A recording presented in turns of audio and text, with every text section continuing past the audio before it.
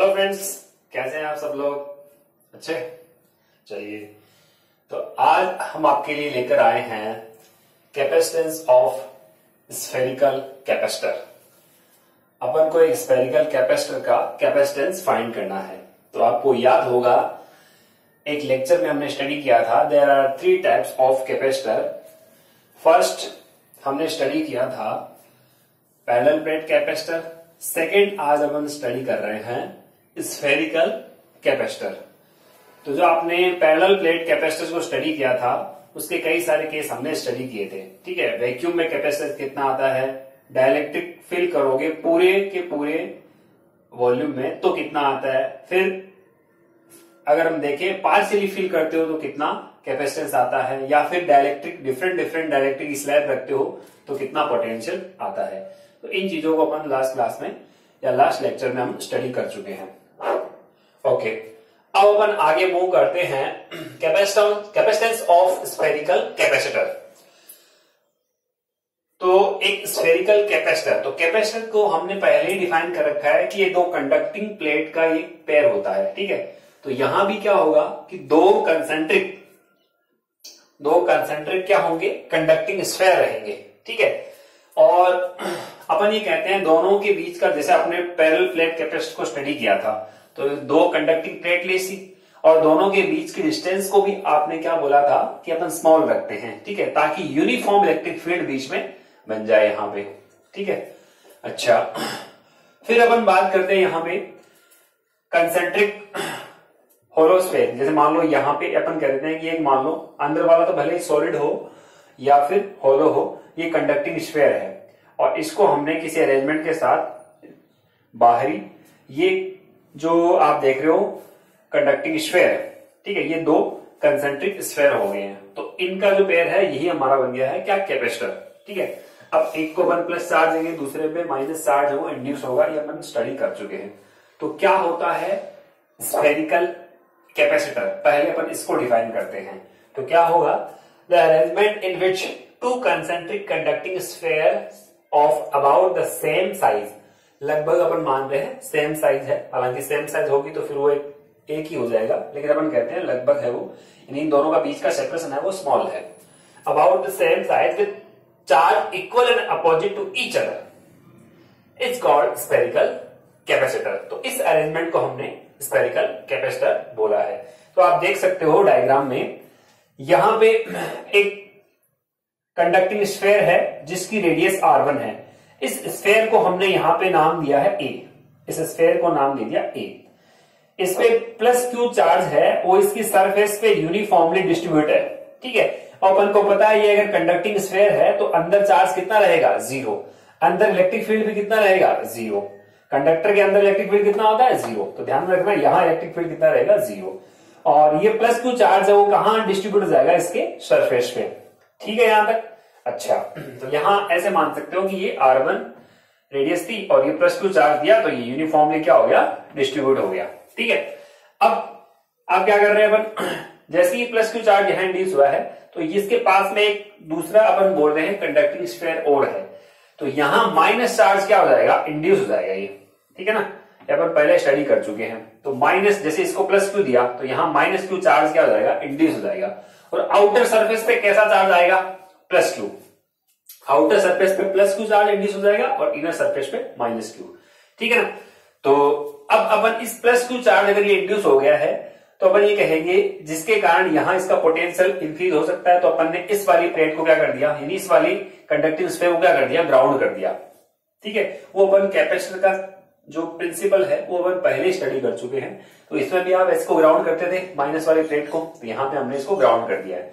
अब ये conducting sphere है तो जो चार्ज रहेगा, अब आप कहते हो कि चार्ज तो सरफेस पे रहता है, तो इनर सरफेस पे कैसे है, तो अपन कह रहे हैं कि अगर मान लो ये कंडक्टर है या मान लो इसको अपन माने कंडक्टर है, तो ये वाली सरफेस को मैंने ग्राउंड कर रखा है, तो चार्ज जो है वो इस प्लस के अट्रैक्शन के कारण है वो इस लेयर की ओर आ जाएगा ये। ठीक है, तो ये कंडक्टिंग स्फेयर है, इसकी इनर सरफेस पे माइनस क्यू चार्ज है वो क्या हो जाएगा, इंड्यूस हो जाएगा। आउटर सरफेस पे चार्ज कितना रहेगा, तो आंसर आउटर सरफेस पे चार्ज है वो यहां जो था वो अर्थ के इलेक्ट्रॉन के साथ में क्या हो गया, नलीफाई हो गया, या अपन कह सकते हैं कि वो इलेक्ट्रॉन के साथ कैंसिल आउट हो गया है, ठीक है, ये अपन बोल देंगे। तो अगर ये यहां इसको अर्थ कर दिया है आपने इस आउटर स्फेयर को, तो इसका पोटेंशियल कितना हो जाएगा, 0, क्योंकि अर्थ कर रखा है और अर्थ का पोटेंशियल अपन क्या एज्यूम करते हैं, आंसर है 0।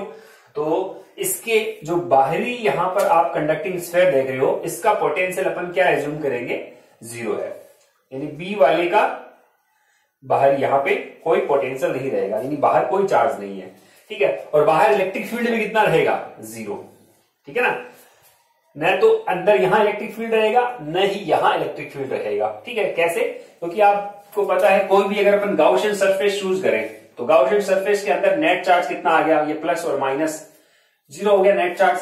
नेट चार्ज अगर 0 है तो गाउस लॉ अगर हम अप्लाई करें, E dot DS close integral summation Q upon epsilon not, तो चार्ज अगर 0 तो अपन बोलेंगे अंदर इलेक्ट्रिक फील्ड की वैल्यू कितनी है, 0 है। तो इस पूरे के सरफेस के अंदर यहां बाहर की साइड में कितना रहेगा, इलेक्ट्रिक फील्ड 0। अब दोनों जो बीच में अपन बोल रहे हैं, इन दोनों के बीच में इलेक्ट्रिक फील्ड की वैल्यू कुछ होगी क्या, यस, क्योंकि यहां प्लस चार्ज है, यहां माइनस चार्ज है, तो यहां इलेक्ट्रिक फील्ड होगा। अब वो यूनिफॉर्म होगा, अगर अपन कह रहे हैं कि बहुत छोटा है तो अपन मान सकते हैं यूनिफॉर्म है, लेकिन अगर हम कहें कुछ दूरी है तो आपको पता है ये फील्ड लाइन प्लस से ऐसे निकलती है, ठीक है, प्लस से माइनस की तरफ निकलेगी। तो यहां से जो फील्ड लाइन निकल रही है वो आगे जाके आप देखोगे कि इसमें कुछ सेपरेशन इंक्रीज ही होता है, तो अपन कहते हैं कि फील्ड लाइन यहां पर इलेक्ट्रिक फील्ड है वो ज्यादा है, फिर आगे कम होता जाता है, लेकिन अपने यहां पे माना है कि ये लगभग सेम है, तो यूनिफॉर्म मान भी सकते हैं अपन। तो ये इलेक्ट्रिक फील्ड हो गया, ठीक है, अंदर।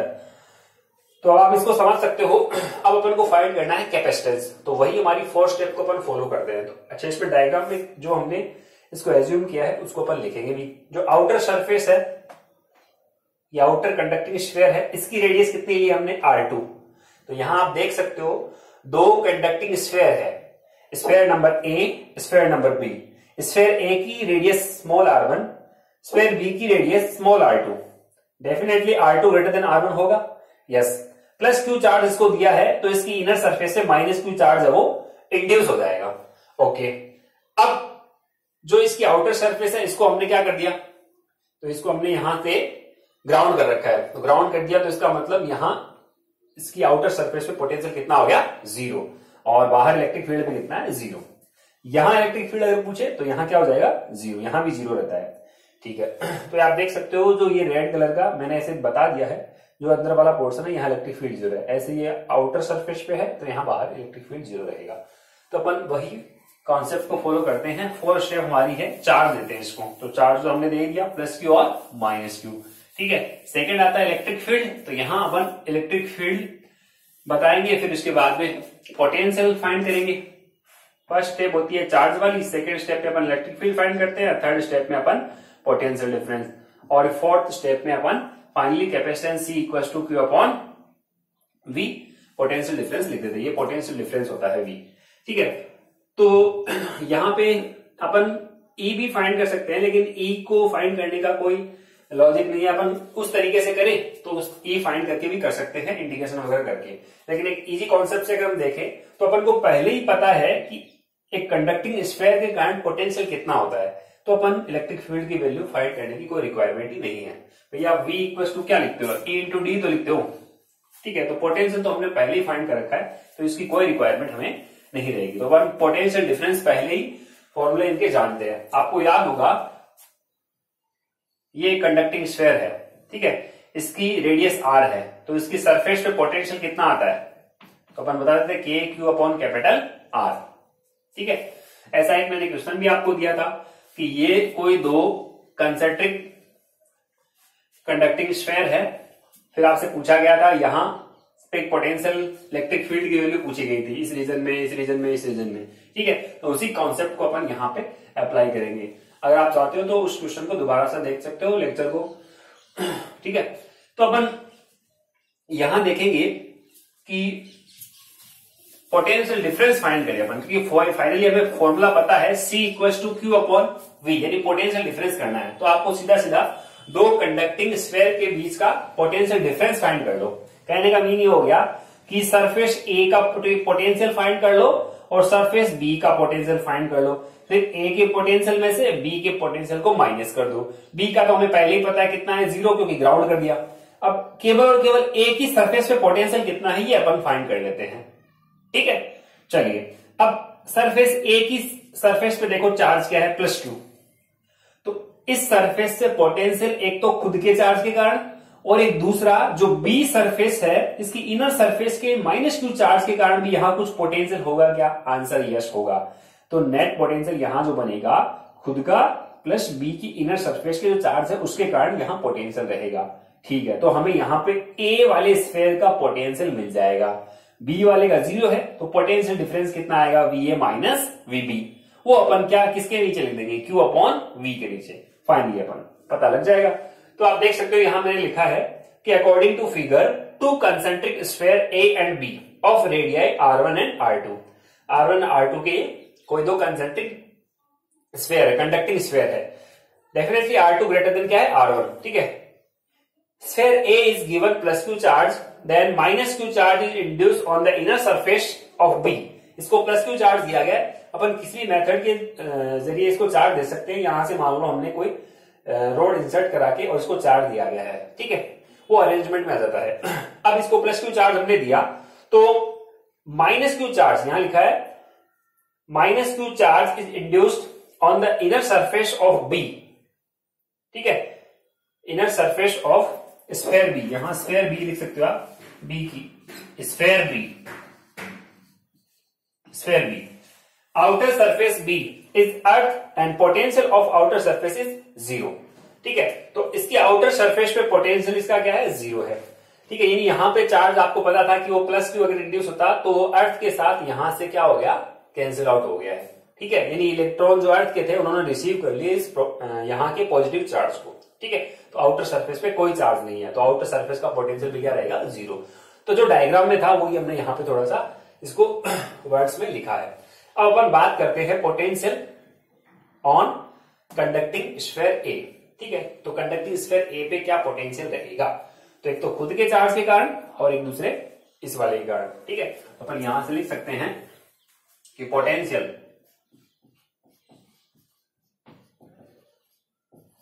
on sphere B, potential on sphere B is equals to potential due to -q charge due to its on -q charge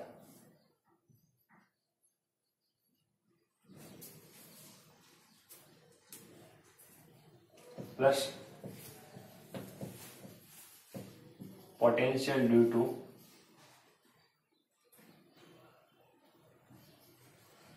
charge कितना है वो? -q। Potential due to charge -q inner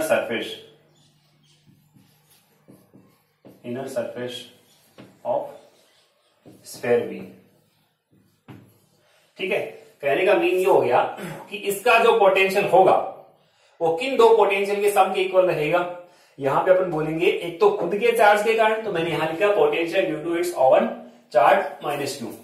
ठीक है, यहां चार्ज यहां भी लिख सकते हो, यहां लिख दो भले, on its own charge -q potential and plus potential due to charge of inner surface of surface sphere B. इसके बी के इनर सरफेस के चार्ज के यहां पे सम के इक्वल रहेगा। इन दोनों चार्जेस के कारण जो पोटेंशियल बनता है वो आपको ऐड करना है। तो बोलो भी पोटेंशियल ऑन बी, जिसको मैं यहां लिखूंगा, सॉरी पोटेंशियल ऑन ए लिखना पड़ेगा ना, यस सॉरी, यहां पे पोटेंशियल ऑन ए वाले की बात कर रहे हैं अपन। ठीक है, ए सरफेस पे पोटेंशियल कितना है? ओके, तो अपन potential on A, potential on sphere A की बात कर रहे हैं। ठीक है ना, ए वाले सरफेस पे कितना पोटेंशियल रहेगा? तो बोलो भी, पहले तो आप बताओ कि इसके +q चार्ज के कारण potential due to its own इस पे, तो सॉरी मैंने यहां पे गलती कर दी ना, पोटेंशियल ऑन स्फेयर ए पे कितना है? +q, तो potential due to its own charge +q। ठीक है ना, यहां पे आप लिख देना कि चार्ज +q।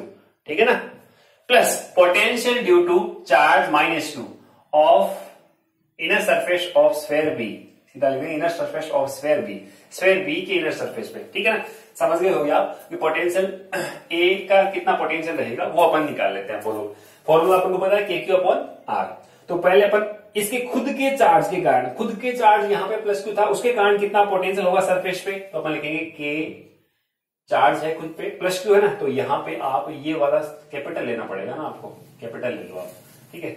चलो के क्यू अपॉन इसकी रेडियस कितनी है R1, तो यहाँ पे आप लिख दोगे R1 प्लस का साइन, माइनस क्यू चार्ज के कारण इस स्फेयर पर पोटेंशियल कितना है, तो वो आप लिखोगे के, चार्ज कितना है माइनस क्यू अपॉन, अब बोलो यहां पे पोटेंशियल चाहिए, तो अब आपको पता है कि अगर किसी कंडक्टिंग स्फेयर पे सरफेस पे अगर पोटेंशियल के क्यू अपॉन आर है तो अंदर भी कितना रहेगा, वो के क्यू अपॉन आर ही रहेगा। यानी इसके सरफेस की अपन बात करें तो इसके पूरे के पूरे वॉल्यूम में अपन कह रहे हैं कि जो पोटेंशियल रहेगा वो सेम ही रहेगा, लेकिन रेडियस कौन सी आएगी, तो रेडियस इसकी आएगी R2, तो यहां रेडियस लिखोगे R2, ठीक है यहां तक, ठीक। तो अब आप पोटेंशियल ए को बता चुके, ए पे पोटेंशियल बता चुके, बी पे और बता दो, ठीक है। तो यहां पे अपन बी पे और बता देते हैं, पोटेंशियल ऑन स्फेयर बी, ठीक है, वो कितना होगा VB इक्वल्स टू 0। तो पोटेंशियल डिफरेंस कितना हो गया भाई, पोटेंशियल डिफरेंस क्यों फाइंड करें, क्योंकि कैपेसिटेंस फाइंड करने के लिए वो जरूरी है। Potential difference delta V equals to VA minus VB, ठीक है, ज्यादा वाले पोटेंशियल में से कम को अपन माइनस कर देंगे मान लो बोले, ठीक है। चलिए अब आप यहां से पोटेंशियल डिफरेंस यानी डेल्टा V की वैल्यू यहां से आप बता दो क्या बन रही है, तो डेल्टा V इक्वल्स टू बोलोगे इसमें से इसको आपको क्या करना, माइनस करना है, तो कुछ नहीं है, जीरो किसी भी नंबर में से आप जीरो को माइनस करोगे तो वो वही नंबर रहता है, तो आप सीधा सीधा लिख सकते हो के क्यू, अगर मैं यहां पे R1 के क्यू मैंने कॉमन ले लिया, यहां क्या रहेगा R2, ठीक है। ये तो हो गया इसका पोटेंशियल, फिर आप लिखोगे माइनस 0, तो वो लिखो चाहे न लिखो कोई खास बात नहीं है, ठीक है ना, यानी यहां माइनस 0 लगाने की कोई रिक्वायरमेंट नहीं है। ओके, अब आप इसको क्या करोगे, कैपेसिटेंस का जो फॉर्मूला होता है उसको अप्लाई करो, तो यहां आप लिखोगे we know that capacitance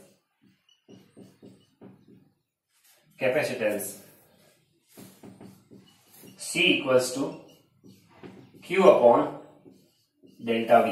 delta V यहां पे क्या है, पोटेंशियल डिफरेंस है, ठीक है, तो मैंने यहां पे पोटेंशियल डिफरेंस का सिंबल है वो डेल्टा V ले लिया, ठीक है। चलिए बोलो भी, क्योंकि यहाँ पे VA VB सब कुछ अपन पहले से अप्लाई कर चुके हैं, या VA भी बोल दो बोली, जो भी अपन सिंबल यूज करें, ठीक है। इसको इक्वेशन नंबर डाल सकते हो आप 1, इसको डाल देना 2 और इसको डाल देना 3, तो from equation 3 yes C equals to Q upon 3 से आप इसकी वैल्यू पुट कर दो, K Q 1 upon R1 minus 1 upon R2। Okay, अब आप यहां से Q से Q को क्या कर दोगे, कैंसिल आउट, K की वैल्यू पुट कर सकते हो। अगर अपन वैक्यूम की बात करें या एयर की बात करें कि ये यहां दोनों कंडक्टिंग स्फेयर के बीच में यहां पे वैक्यूम है या एयर है, तो आप इसकी वैल्यू अपन को पता है K की क्या है, इसको आप ऊपर लेके, यहां पे वैल्यू होती है 1 अपॉन 4 पाई एप्सिलॉन नॉट, तो 1 अपॉन, तो यहां पे 4 पाई एप्सिलॉन नॉट है वो न्यूमरेटर में आ जाएगा, और यहां डिनोमिनेटर में ये वाली चीज रहेगी, यानी यहां एलसीएम आप ले लो, कितना है एलसीएम R1 R2, तो ये आ जाएगा R2 और ये आ जाएगा R1, ये हो जाएगा R2 माइनस R1, इसको आप ऊपर ट्रांसफर कर दो, तो ये C का फाइनली फॉर्मूला अगर हम लिखे तो 4 pi epsilon naught R1 R2 upon R2 minus R1। अब आपको हमेशा ये ध्यान रखना है कि हमेशा बड़ी रेडियस में से ही छोटी रेडियस को माइनस करेंगे, क्योंकि कैपेसिटेंस हमेशा पॉजिटिव क्वांटिटी होती है। कई बार स्टूडेंट्स मिस्टेक ये कर देते हैं कि बड़ी वाली रेडियस जो होती है और ये छोटी वाली, यानी छोटी वाली रेडियस में से बड़ी वाली रेडियस को माइनस कर देते हैं, यानी कईयों का फॉर्मूला R1 माइनस R2 आता है, भाई वो तो जो सिंबल लेंगे उसके अकॉर्डिंग ठीक है, लेकिन आपको ये पता रहना चाहिए कि बड़ी डिस्टेंस में से छोटी डिस्टेंस को ही माइनस करना है, अन्यथा आप देखोगे कैपेसिटेंस है वो नेगेटिव आ जाएगा, और जबकि एक ऐसी क्वांटिटी होती है पॉजिटिव, ठीक है ना। आप सिंबल कुछ भी लो, RA लो, RB लो, R1 लो, R2 लो, लेकिन होना यही चाहिए कि बड़ी स्फेयर की रेडियस में से छोटी स्फेयर की रेडियस को हम माइनस करेंगे, ठीक है। तो यहां से ही हमने फॉर्मूला है वो डिराइव कर लिया है। ये स्फेरिकल कंडक्टर की कैपेसिटेंस का फॉर्मूला हमने डिराइव कर लिया। अब अगर मान लो आपसे पूछे कि यहां इन दोनों के बीच में हम मीडियम फिल कर दें, ठीक है, तो यहां अपन स्पेशल केस लगा लेते हैं, ठीक है। अगर अपन मीडियम इंसर्ट कराएं, if we insert a dielectric medium,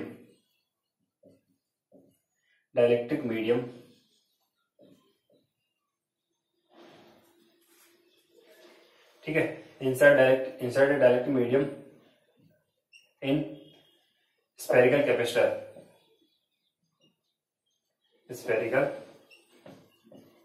capacitor, या आप इसको सीधा भी लिख सकते थे, in the presence of dielectric medium capacitance क्या हो जाएगा, CM इक्वल्स टू, वो हमें पहले ही पता है कि अगर फुली हमने यहाँ पे क्या कर दिया, फिल किया है, तो एप्सिलॉन R टाइम्स हो जाएगा, तो एप्सिलॉन R टाइम्स हो जाएगा किसका, C का, ये हमें पहले से पता है, ठीक है।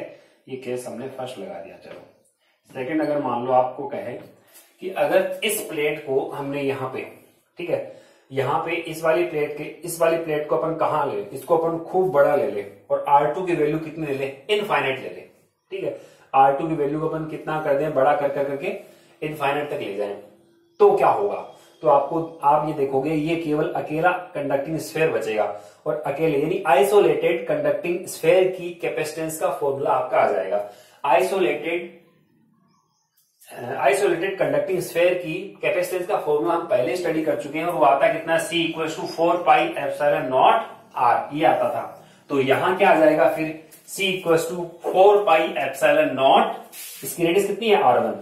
कब आएगा ये, जब आप इस बड़े वाले कंडक्टिंग स्फेयर को कहां ले जाओ, यानी इस R2 को कहां ले जाओ, इनफाइनाइट में, तो R2 की वैल्यू कितनी हो जाएगी, इनफाइनाइट। आप रख के चेक कर सकते हो यहाँ पे। तो पहले तो आप इसको नोट कर लो, क्योंकि यहाँ पे थोड़ा सा स्पेस कम है, तो ओके स्टूडेंट्स, इसको पहले नोट करो। चलिए यहाँ पे आ जाएगा, तो अपन इसको थोड़ा सा छोटे वर्ड्स में लिख लेंगे, ये यहाँ पे कंप्लीट कर लेते हैं। If R2 equals to infinite, अगर आप R2 को यानी कंडक्टिंग स्फीयर को इनफाइनाइट पे ले जाते हैं, यानी R2 इक्वल्स टू इनफाइनाइट हो, ठीक है, तो आप यहां से देख सकते हो, इस वाले फॉर्मूले के अकॉर्डिंग हम देखें तो यहां से R2 को कॉमन लो आप, R2 अगर कॉमन लेंगे तो क्या बनता है, C equals to 4 π epsilon naught R1 R2 upon R2 को मैंने मान लो कॉमन ले लिया, ठीक है, और यहां क्या बचेगा 1 माइनस R1 अपॉन R2, ये बचेगा, ठीक है। अब R2 से R2 क्या होगा, कैंसिल आउट, और R2 की वैल्यू अब आप यहां इनफाइनाइट रखोगे तो ये वाला टर्म क्या हो जाएगा, 0, तो फाइनली देखो क्या बचा, 4 π एप्सिलॉन नॉट R1, तो C क्या आ जाएगा, 4 π एप्सिलॉन नॉट R1, ठीक है ना। ये एक स्पेशल केस था। इसका मीन ये हो गया कि एक आइसोलेटेड कंडक्टिंग स्फेयर को अपन स्फेरिकल कैपेसिटर कह सकते हैं अगर इसकी दूसरी प्लेट, या अपन कह सकते हैं दूसरा जो कंडक्टिंग स्फेयर है वो कहां है, इनफाइनाइट पे, ठीक है। तो अपन ये इसको एज्यूम कर सकते हैं कि कोई भी आइसोलेटेड कंडक्टिंग स्फेयर है वो एज ए स्फेरिकल कैपेसिटर ही होता है, तो उसकी दूसरी प्लेट कहां होती है, तो दूसरी प्लेट होती है इनफाइनाइट पे। ये अपन यहां से इसको बता सकते हैं, ठीक है। तो ये हमने थोड़ा सा नोट कर लिया इसको, special case first and second, ठीक है। अच्छा, अब आपके एनसीईआरटी की बुक में भी इसका एक क्वेश्चन के फॉर्म में एडिशनल एक्सरसाइज में स्फेरिकल कंडक्टर की कैपेसिटेंस फाइंड करने के लिए क्वेश्चन दिया हुआ है। उसमें क्या चेंज है, यहां इस अंदर वाले गोले को, अंदर वाला जो स्फेयर है इसको माइनस चार्ज दिया गया है, और माइनस चार्ज अगर है तो +2 चार्ज क्या होगा, इंड्यूस हो जाएगा इसकी इनर सरफेस पे, और माइनस यहां जाएगा वो क्या हो जाएगा, ग्राउंड हो जाएगा। कुछ भी नहीं करना, केवल चार्ज का डिस्ट्रीब्यूशन अलग किया है, यानी यहां माइनस है तो यहां प्लस हो जाएगा, ठीक है। तो आपको इसके अकॉर्डिंग करना है। अब आपको देखना होगा कि पहले ए का पोटेंशियल फाइंड कर लो। आप यहां देखोगे कि जो ए का पोटेंशियल आता है, अब यहां से अगर आप देखोगे तो आपको पता है कि ये वाला ए का पोटेंशियल है और ये बी का पोटेंशियल है। सिमिलरली उसमें उस केस में भी आपको क्या करोगे, ए का पोटेंशियल फाइंड कर लो, फिर बी का पोटेंशियल आपको पता रहेगा 0 रहेगा, तो वहां आप देखोगे कि ये वाला पोटेंशियल नेगेटिव रहेगा, तो अपन कहेंगे 0 में से इसको माइनस कर देंगे अपन, ठीक है। तो फाइनली आप देखोगे आपको यही फॉर्मूला मिल जाएगा। तो ये आपकी प्रैक्टिस के लिए मैंने छोड़ दिया है। आरबीसी के स्टूडेंट्स हैं उनकी बुक में भी दे रखा है, वो उसी कॉन्सेप्ट के ऊपर बेस है, ठीक है। तो आरबीसी और सीबीएसई के स्टूडेंट है वो क्वेश्चन भी करने का ट्राई करना। कुछ नहीं है, सेम ऐसा का ऐसा ही है, लेकिन चार्ज का डिस्ट्रीब्यूशन अलग है। वे ये इजी कॉन्सेप्ट रहता है, तो इसलिए मैंने आपको ये बता दिया। एग्जाम में आप इसको लिख के आओगे तो पूरे आपको 4 मार्क्स मिल जाएंगे। ठीक है, तो ये तो होगी बात डेरिवेशन की। कैपेसिटेंस ऑफ स्फेरिकल कैपेसिटर का हमने आज डेरिवेशन कंप्लीट कर लिया और आपको फाइनली यहां तक लेके आना है। इसको इक्वेशन नंबर 4 डाल सकते हो। ये तो स्पेशल केस डाले हैं जो हमने कोई क्वेश्चन अगर बनाए तो बना सकते हैं अपन। ठीक है, बाकी आपको डेरिवेशन अगर आता है तो आपको यहां तक ही नोट करना होता है। अच्छा, अब इसके ऊपर बेस कोई क्वेश्चन हो तो आपको R1 R2 की वैल्यू गिवन रहेगी और आपको फाइंड करना होगा स्पेरिकल कंडक्टिंग स्फीयर का कैपेसिटेंस फाइंड करना होगा। सिंपल सा, आपकी बुक में दे भी रखा है, उसको आप सोल्व करना। R1 R2 की वैल्यू गिवन है और आप कैपेसिटेंस फाइंड करना। ठीक है, तो ओके स्टूडेंट्स, आज तक के लिए इतना ही। फिर अगली क्लास से अपन एक और कैपेसिटर जो हमारा बच गया है सिलिंड्रिकल कैपेसिटर, उसको भी अपन देख लेंगे। वैसे वो आरबीएससी के सिलेबस में नहीं है, लेकिन सीबीएसई के एडिशनल एक्सरसाइज में क्वेश्चन दे रखा है, तो अपन उसका भी फॉर्मूला देख लेंगे कैसे डेराइव होता है। Okay student, thank you.